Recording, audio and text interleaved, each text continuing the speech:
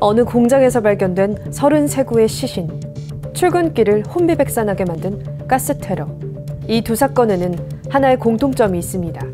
바로 사이비 종교입니다.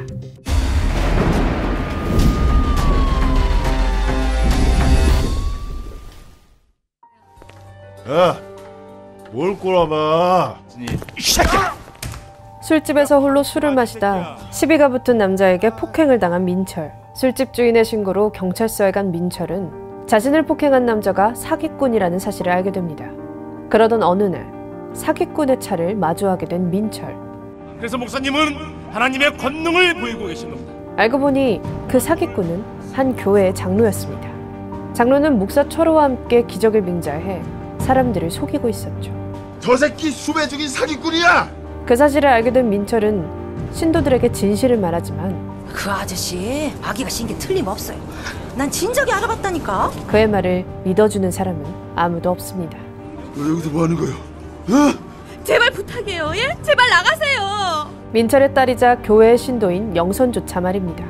기적을 빙자해 사람들을 현혹하는 이들과 이들의 정체를 알게 된 주인공 민철의 대립을 그린 영화 사이비. 사이비는 겉보기엔 비슷하지만 근본적으로는 아주 다른 것이라는 뜻인데요. 그 다른 것에 매료된 사람들이 일으킨 사건들은 상상을 초월합니다. 한 공장 천장에서 발견된 33구의 시신. 유아원과 공예품 제조 공장을 경영하면서 그에게 빚을 진 40대 여인이 어린이 31명을 살해하고 자신도 자살한 사건이 발생을 했습니다. 이 사건으로 인해 주식회사 오대양과 사장 박순자의 실체가 만천하에 드러납니다. 겉으로는 공예품 제조업체였던 주식회사 오대양은 사실 사이비 종교시설이었고 사장 박순자는 오대양이라는 사이비 종교의 교주였습니다. 믿음을 앞세워 신도들의 전 재산을 몰수하고 공동생활을 강요한 박순자. 그녀는 통제와 강압으로 신도들을 세뇌시키고 규율을 어길 시엔 집단 구타로 응징했습니다. 구타를 당하다 사망한 신도는 안매장까지 당했지만 신도들은 그것도 하나님의 은총이라 생각했죠. 게다가 사업 확장을 위해 신도들에게 돈을 걷는 것도 모자라 사채빚까지 끌어오라고 명령한 박순자. 그 과정에서 그녀도 엄청난 사채빚을 지게 됐는데요. 그 액수가 무려 170억 원에 달했다고 합니다. 그렇게 자신만의 세계를 구축하려고 했던 박순자는 신도들이 빚독촉을 하던 채권자를 구타해 사기 혐의로 고소를 당하는데요.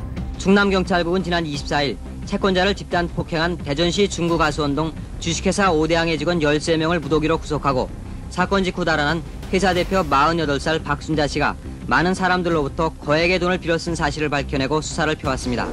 벼랑 끝으로 내몰린 그녀.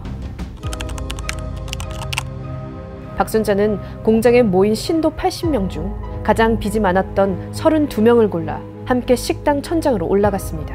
그 신도 가운데는 그녀의 자녀들도 있었죠. 경찰의 수사를 피해 무더운 천장에 나흘 동안이나 몸을 숨겼던 박순자. 이후 채권단이 공장 앞으로 몰려오자 빠져나갈 구멍이 없다고 판단한 그녀는 마치 순교라도 하듯 그곳에서 32명의 신도들과 함께 목숨을 끊었습니다. 평소 신도들에게 나는 오대양을 지배할 사람으로 앞으로 전 세계를 주관하게 될 것이다 라고 말해왔던 박순자. 그녀의 교리가 얼마나 대단했는지는 모르겠지만 그녀는 그저 사채에 시달리다 죽음으로 도망친 한낱 사기꾼에 불과합니다.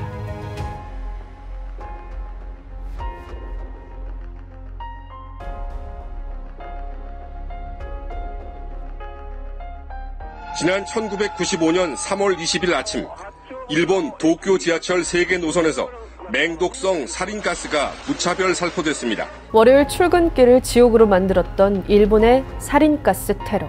무색 무취의 액체 살인가스는 청산가리의 약 26배나 독성이 강해 조금만 흡입해도 호흡기 근육이 마비되고 심할 경우 사망하는데요. 이 테러로 인해 13명이 사망하고 6,300여 명이 중경상을 입었습니다. 일본 경찰은 가스 테러의 범인을 잡기 위해 모든 수사력을 동원했습니다. 그리고 이틀 후 사건의 주모자를 체포했습니다. 이 사건의 주모자로 옴진리교 아사하라 교주가 체포됐습니다. 우주 근원의 소리라는 뜻을 가진 일본 신흥 종교단체 옴진리교, 그리고 옴진리교의 교주인 아사하라 쇼코. 그는 오대양의 박순자와 마찬가지로 신도들의 전 재산을 몰수하고 집단 생활을 강요했습니다. 그리고 자신이 공중부양을 할 수 있다며 신도들의 눈과 귀를 현혹하고 교단을 탈퇴하는 신자가 있으면 잡아서 가두거나 살해했습니다. 자신만의 유토피아를 만들고 그곳의 신이 되고 싶었던 남자, 그리고 그를 진짜 신이라 여겼던 신도들. 그들은 교주의 주도 아래 납치, 살인 등의 범죄를 수도 없이 저질렀는데요. 그렇게 해서 그는 진짜 신이 되었을까요? 바람과 달리 그는 체포된 후 형장의 이슬로 사라졌습니다. 아사하라 등 13명에게 사형 집행이 최종 확정됐습니다. 그리고 어제 아사하라 교주와 교단 간부 등 7명에 대한 사형이 집행됐습니다.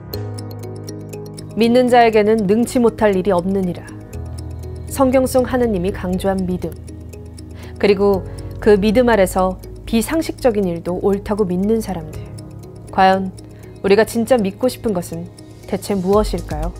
오늘 팩트앤무비는 여기까지입니다. 다음 시간에 또 다른 사건 사고로 여러분을 찾아오겠습니다.